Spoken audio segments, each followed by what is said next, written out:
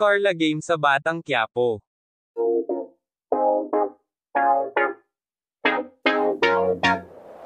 Itinanggi ni Carla Abellana na kaya siya umalis sa poder ng dating management niya dahil kasama niya ang dating asawa na si Tom Rodriguez.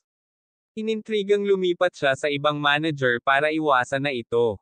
Balita kasing darating na si Tom. Feeling ba niya ay hindi na sila magiging comfortable pa sa isa't isa?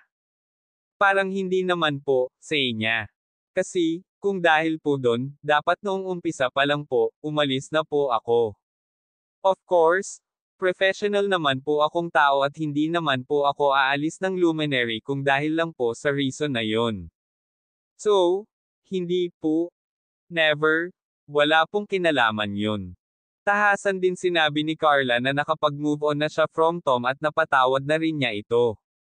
Diretsahan na rin naming tinanong si Carla na kasunod sa paglipat niya ng management, iiwan na rin daw niya ang GMA7.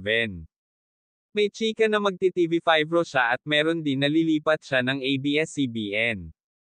I feel ano po yan, para yung mga or chismis for now, kasi yung kontrata ko po sa GMA, nag-expire nung May. So 4 months na po ngayon na expired ang aking kontrata. Baka po ron kaya nagsimula. Nag-expire po ang aking network contract at wala pa pong renewal, so siguro kaya po may mga ganon, question mark pa po yun. At wala pa po tayong maisasagot doon. And currently, wala pa naman po tayong pinipirmahang kahit na anong kontrata rin po. Pero, sinabi naman ni Carla na under negotiation na rin naman daw at pinag-uusapan na. May discussion na pong nagaganap, sabi naman niya. Nababalita rin kasi na kesyo mapapanood na rin daw siya sa Batang Quiapo.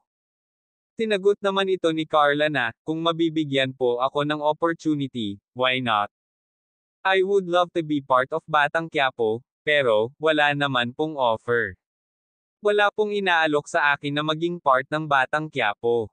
At wala rin naman po akong offer na maging part ng kahit anong proyekto. Pero, kung yayayain po ako, aalukan po ako, magiging open po ako roon. Ang totoo niyan, after Volts 5 Legacy, may natapos na si Carla na isang teleserye sa Kapuso, ang Stolen Life. Kaya wag magtaka na sa ngayon, sa same network pa rin siya mapapanood.